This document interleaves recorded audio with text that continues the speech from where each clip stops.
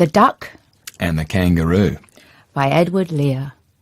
Said the duck to the kangaroo, "Good gracious, how you hop! Over the fields and the water too, as if you never would stop. My life is a bore in this nasty pond, and I long to go out in the world beyond. I wish I could hop like you," said the duck to the kangaroo. "Please give me a ride on your back," said the duck to the kangaroo. "I would sit quite still and say nothing but quack the whole of the long day through. And we go to the Dee and the Jelly-Bow Lee, over the land and over the sea. Oh, please take me a ride, oh do," said the duck to the kangaroo.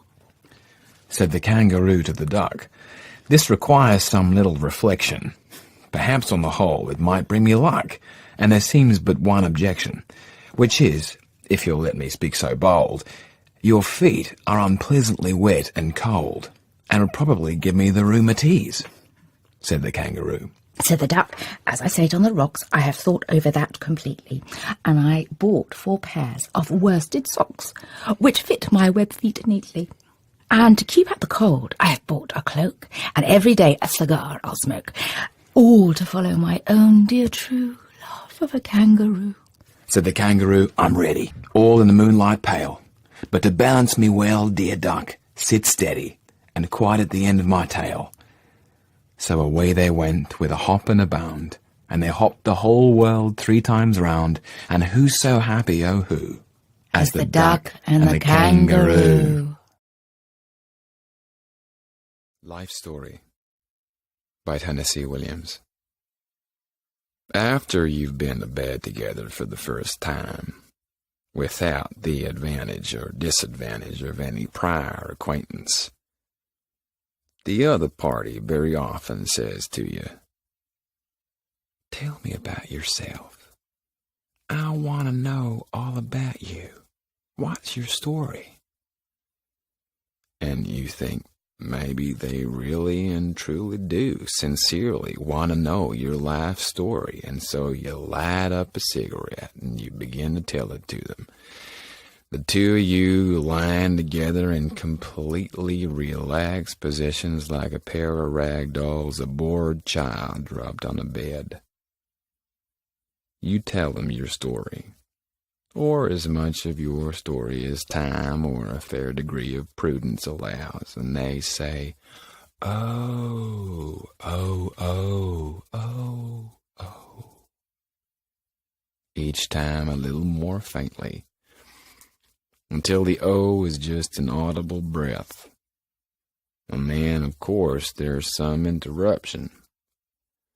Slow room service comes up with a bowl of melting ice cubes, or one of you rises to pee and gaze at himself with mild astonishment in the bathroom mirror.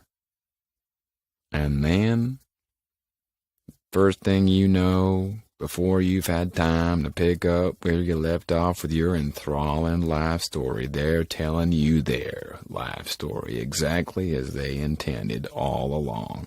And you're saying, "Oh, oh, oh, oh, oh," each time a little more faintly. The vowel at last becoming no more than an audible sigh as the elevator, halfway down the corridor and a turn to the left, draws one last long, deep breath of exhaustion and stops breathing forever. Then,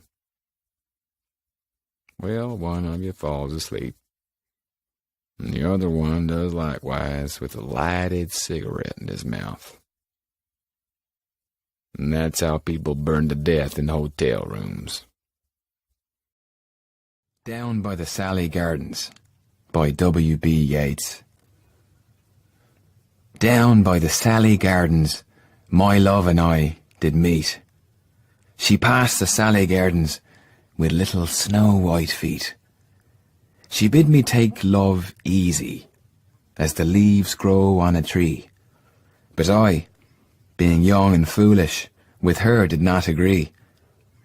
In a field by the river my love and I did stand, and on my leaning shoulder she laid her snow-white hand.